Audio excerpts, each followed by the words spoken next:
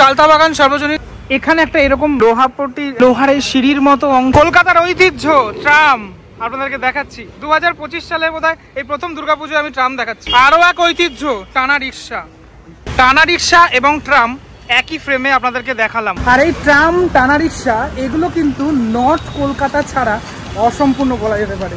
যাই হোক, এই মুহূর্তে রয়েছে নর্থ কলকাতাতেই, সেটা তো বোঝাই যাচ্ছে, আপনারা বুঝতেই পেরেছেন কোথায় কোন এরিয়াতে রয়েছি। বিবেকানন্দ রোডের সামনে থেকে আমি হাঁটছি, অর্থাৎ নিয়ারেস্ট মেট্রো স্টেশন হচ্ছে গিরিশ পার্ক। যাচ্ছি চালতাবাগান সার্বজনীনে।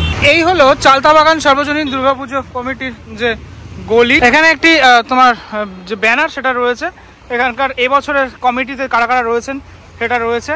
আর এখানে লেখা রয়েছে যেটা আমি বাংলায় বলছি, এবছরের যে থিম ওদের, তো বিনা অনুমতিতে ছবি তোলা নিষেধ রয়েছে।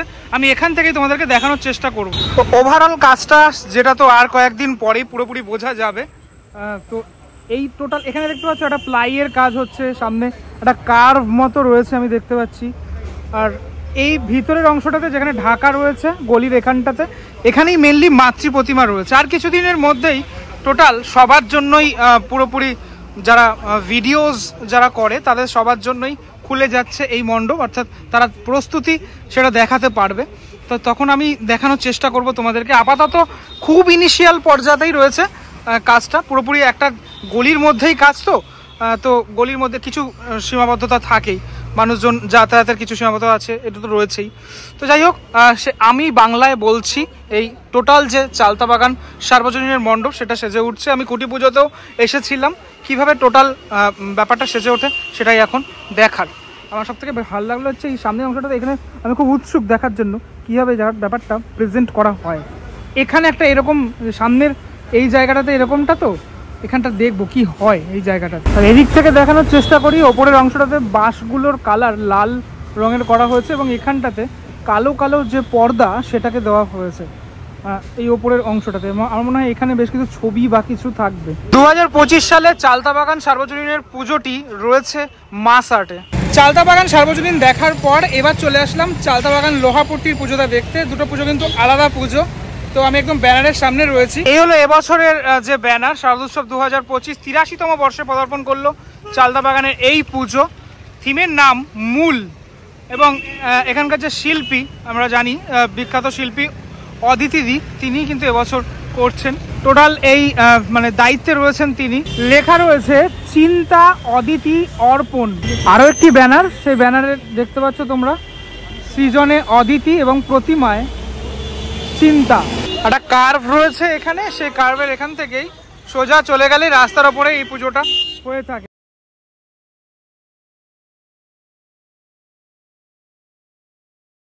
এই এলাকায় প্রচুর এরকম লোহার যে কারখানা সেটা রয়েছে, লোহা এখানে থেকে বিভিন্ন জায়গায় যায়।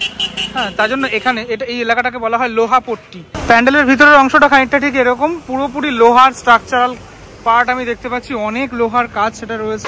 এবার দেখো লোহাপট্টি একদম সামনেই যেহেতু, আর এখানে কিন্তু লোহারও অনেক কাজ হচ্ছে।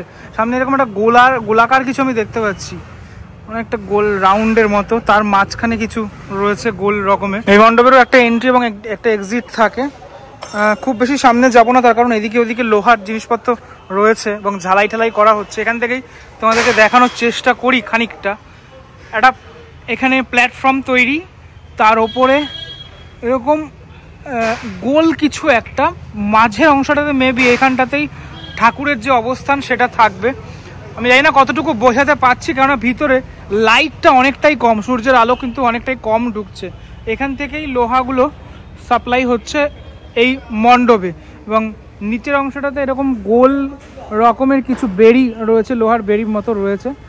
এটাকে পুরো মণ্ডপটা জুড়েই লোহার কাজ বলা যেতে পারে, এবং বাঁশ বাটাম দিয়ে তো পুরোপুরি এই আউটারটা তৈরি করা।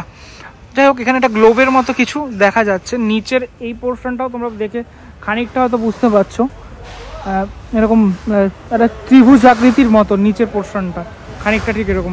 শিল্পীরা কাজ করছে পুরোপুরি এখানে লোহার কাজ যেহেতু, তাই জন্য তোমার ঝালাইয়ের কাজ অনেকটাই রয়েছে। কাজ এখনো ইনিশিয়ালি পর্যায়ে, এমন কিছু দেখানোর এখানে নেই। তবে প্ল্যাটফর্মটা এটা তৈরি, এবার বোঝা সেভাবে যাচ্ছে না, মানে মানুষজন ঠিক কিভাবে দেখবেন এখনো ম্যাপিংটা ঠিক মতো আমি বুঝতে পারছি না। তবে টোটালটাই এরকম গোলাকার। সামনে থেকে লোহার এই সিঁড়ির মতো অংশগুলো রয়েছে, আর টোটালটাই মানে প্যান্ডেলের ভিতরের স্ট্রাকচার আমি যতটুকু দেখলাম মানে প্রায় 80% লোহা দিয়ে তৈরি। তো যাই হোক, এই হচ্ছে চালতাবাগান লোহাপট্টি এবছরের মণ্ডপ। আপাতত এই অবধি রয়েছে, এইখানের যে প্ল্যাটফর্মটা এটা এই অবধি রয়েছে, আরও কাজ অনেকটাই বাকি রয়েছে ওদের। বাঁশ আপাতত এদিকে রাখা রয়েছে, তার কারণ বিভিন্ন এখনো কাজগুলো সেগুলো তো রয়েছে, বাঁশের কাজও রয়েছে বাকি। তবে এই প্ল্যাটফর্মটা খুব নিখুঁতভাবে, খুব মানে তাগড়াইভাবে তৈরি করা, যেহেতু মেনলি মনে হয় এখান থেকে মানুষজন উঠবেন এবং দর্শন করবেন, তারপরে কিন্তু মানে মেনলি এখান থেকে দর্শন করে তারপর ওদিক থেকে এক্সিটটা করবেন, এটাই হতে পারে। তো ইনিশিয়াল পর্যায়ে কাজ, আর কিছুদিন পরে আসলে আমি তোমাদেরকে পুরোপুরি ব্যাপারটা আরও ভালো করে বোঝাতে পারবো। এই ভিডিওটার মধ্যে তোমাদেরকে দেখানোর চেষ্টা করলাম চালতাবাগান সর্বজনীন এবং চালতাবাগানের পুজো। হ্যাঁ, চালতাবাগান অর্থাৎ লোহাপট্টির পুজো, যদিও নামটা এখন চালতাবাগানই এই পুজো। কেমন লাগলো ভিডিওটা সেটা আমাকে জানিও। পরবর্তী ব্লগে দেখা হচ্ছে, ততক্ষণের জন্য বিরতি নেব। ভালো থাকবেন সবাই। যদি কিছু বক্তব্য থাকে অবশ্যই সেটা কমেন্ট সেকশনে জানাও। কমেন্টটাকে স্লাইড করলে হাইপ অপশন পাবে, আমাকে লিডার বোর্ডে দেখতে গেলে হাইপ করো। টাটা, ভালো থেকো সবাই।